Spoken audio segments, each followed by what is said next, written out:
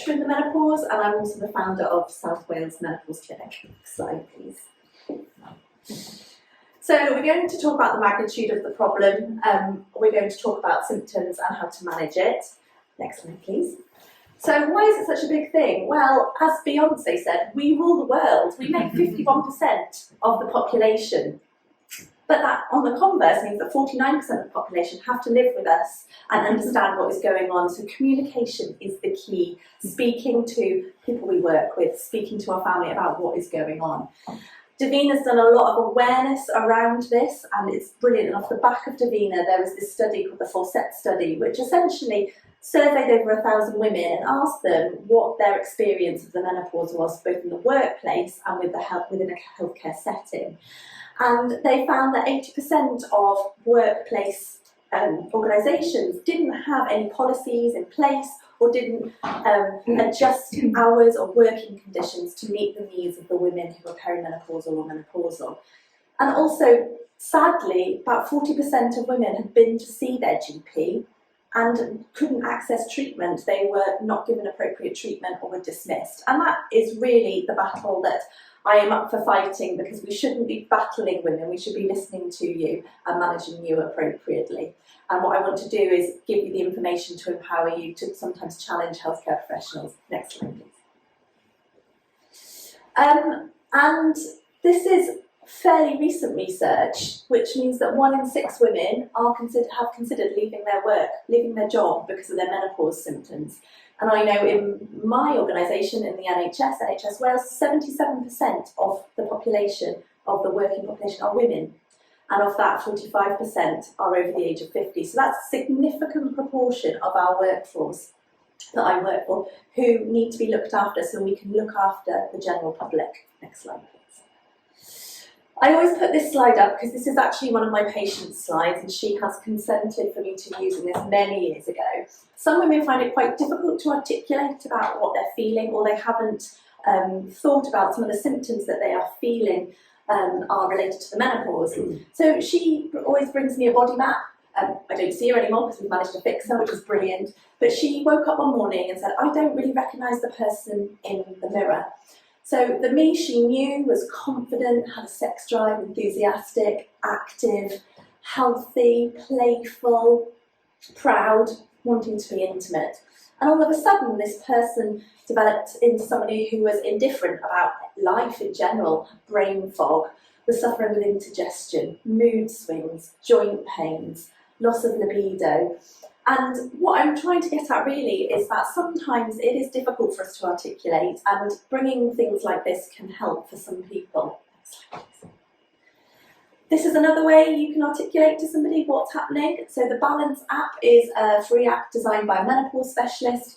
And the beauty of this app is you can put all your symptoms in, it will flash menopause, perimenopause.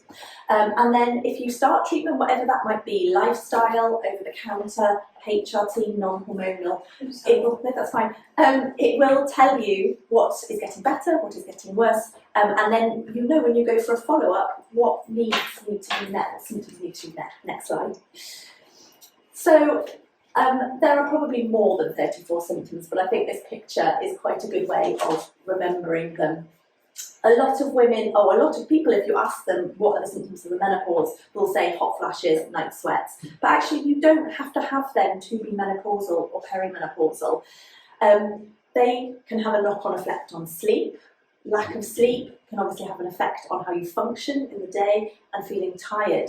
And what is causing what? Are you up in the night because you're needing to have a wee? Are you up in the night because your joints ache? Are you up in the night because you're worrying about things? That will all play on all of the other symptoms. I see women who struggle to get out of bed in the morning. They put their feet on the floor and they get burning with the soles of their feet. They creak as they go down the stairs. They get really bad joint pain, and that's due to the lack of estrogen going to the joints. We're not very good as healthcare professionals about talking about vaginas. We're not good about talking about sex either. And so whenever a woman comes to have a chat with me about their menopausal symptoms, I always ask them, are they sexually active? What's happening? Because that is a really important part of a lot of women's lives. For some, it doesn't matter. They're not interested in having sex. But if you don't ask the question, then women don't sometimes feel comfortable with bringing that forward. So we know that women get vaginal dryness, they get loss of sex drive, they have difficulty with arousal, difficulty with lubrication, they have problems with continence. So these are all things, big issues that happen below the belly button. Mood symptoms are really prominent, and I think these are probably more troublesome to a lot of women than maybe some of the hot flushes. So women will say they often feel snappy, ragey, angry. Their kids tell them that they're snappy, their husbands say that they're snappy. But on the converse, they feel quite emotional, they feel quite low. And again, this is due to the withdrawal of estrogen from going through the menopause. Next slide. But what are the long-term effects of the menopause? We've talked about the symptoms that women experience, and that's quite often why women come to see me. But there are longer-term implications of not having your own estrogen made anymore by your body. So we know estrogen is really important for our bones, and the withdrawal of estrogen increases our risk of osteoporosis, so that's thinning of the bones. And having a fracture of the long bone in the thigh due to osteoporosis has a 20% mortality rate, which is significant. We also know that estrogen is really protective on our heart, so when we go through the menopause, we, for the first time in our lives, become at a higher risk of heart disease than men because we've lost our estrogen. And our brains, the jury is still out yet as to whether dementia and going through the menopause are linked, and whether giving estrogen back prevents dementia. The jury is still out about that. But 2 of the 3 biggest killers in women in the UK, dementia is number 1 and cardiovascular disease is number 3. And there is a strong correlation to whether that is related to the lack of estrogen. Next slide, please. And this is essentially what this chart shows. So it's up to 2018. The biggest circle is dementia, so that's the biggest cause. The next is heart disease. So how do we manage the perimenopause or the menopause? So there are lots of different ways to manage it. A lot of women will try lifestyle measures. Women will try over-the-counter supplements. There are non-medicinal therapies, non-hormonal therapies and hormonal therapies. Next slide, please. But no 2 women are the same. So some women will say, I don't want any of that HRT, I want to do some over-the-counter stuff, or I'd like to adjust my lifestyle. And I will say lifestyle is brilliant. Trying to adjust that. We know that women who have a raised BMI will have more hot flushes, more joint pain than women with a normal BMI. So reducing your risk of those symptoms, but also reducing your risk of heart disease and cancer by reducing your BMI.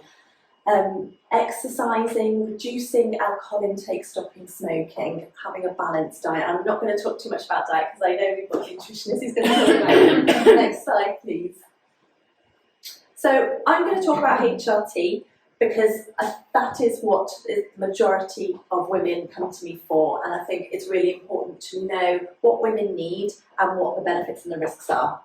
So there are different ways to give HRT. You can take it orally as a tablet. It's been like that for many years, or you can have it through the skin, which is relatively new, but the majority of women take it through the skin. You can take an oral tablet with just estrogen in, and women would only take that if they've had a hysterectomy. If you've still got a uterus, you need estrogen and progesterone. So estrogen helps with the symptoms, progesterone protects the lining of the womb from the estrogen. If you go down the transdermal route, again, you can have estrogen only, or you can have a combination patch of estrogen and progesterone. But there are lots of different ways to give estrogen only through the skin. It's a big market, and because one doesn't work for one person, it doesn't mean that one of the others won't work. So there's a spray that's applied to the forearms or the thighs, there's a gel which is applied to each limb, and there's a patch which applies to the belly button. And for women who can't take oral, or it hasn't worked, or all the other transdermals don't work, there is a hormone implant, which is a tiny little tic-tac that goes under the skin of the tummy and slowly dissolves over 6 months. And that guarantees absorption. Next slide. There's different regimes of how to take HRT, and depending on where you are on your menopausal transition. So if you're perimenopausal, so that is where somebody's had a period in the last 12 months, we need to go onto a HRT preparation that will give you a regular period. This is called cyclical HRT, where you take estrogen only for 2 weeks, and then estrogen and progesterone for 2 weeks, and then back to estrogen, and you will get a regular bleed Small proportion of women won't bleed on that regime. Then you have women who are menopausal, so they've not had a period for 12 months, and they need to take a little bit of estrogen and progesterone every day just to keep the hormones level and to prevent bleeding. Next slide. What are the benefits of taking HRT? Hands down, it is the most effective treatment to relieve hot flushes and a lot of menopause symptoms. I can guarantee out of all the products I have available, I can get rid of hot flushes and night sweats with estrogen. The studies show that women have an improved quality of life with taking HRT. It protects against osteoporosis and is a treatment for osteoporosis and should be used first line in women under the age of 60. If you start your HRT in a specific time frame, there are benefits in terms of reducing your risk of heart disease. So that is women who start HRT within 10 years of their final menstrual period or before the age of 60. And the studies suggest you can reduce your risk by 50% by taking HRT, which is massive considering it is one of the biggest killers in women. And possibly it may reduce your risk of dementia. More work needs to be done into that. Next slide. But what are the risks? So this is where I spend a lot of time talking to women because they may have been misinformed. I spend a lot of time speaking to healthcare professionals about risk. And so I think it's important to go through each one of these individually. So next slide, please. So if we look at blood clot risk, so this is venous thromboembolism, blood clot in the leg veins or the lung. There is a small increased risk with taking HRT orally in terms of blood clot risk, but the risk is still small. So that is an extra 0.7 additional cases of a blood clot per 100 women by taking HRT. But giving it through the skin, there is no increased risk. And I think that's why a lot of women now have said, well, I know it's a small risk taking it orally, but taking it through the skin, there's no risk. So that's where I'm going to go. Next slide. Stroke risk, small increased risk again, but only if you take it orally. And the risk is 0.1 per 100 women. And so this is women who've got a normal BMI, who don't have other risk factors for having a stroke, so raised blood pressure, or established heart disease. These are women who are generally fit and well. But again, going through the skin, there's no increased risk of a stroke. Whatever HRT you use, there is a small increased risk of ovarian cancer, and the media blow this up, possibly out of proportion. So the background risk of ovarian cancer is 1 in 1,000 for women in their 50s. By taking HRT, you increase to 2 in 1,000. So it's still very small. Next slide, please. But this is probably the biggest one that everybody worries about. So in the most common causes of death in women, breast cancer features at number 8. So it's further down the list than the heart disease and the dementia.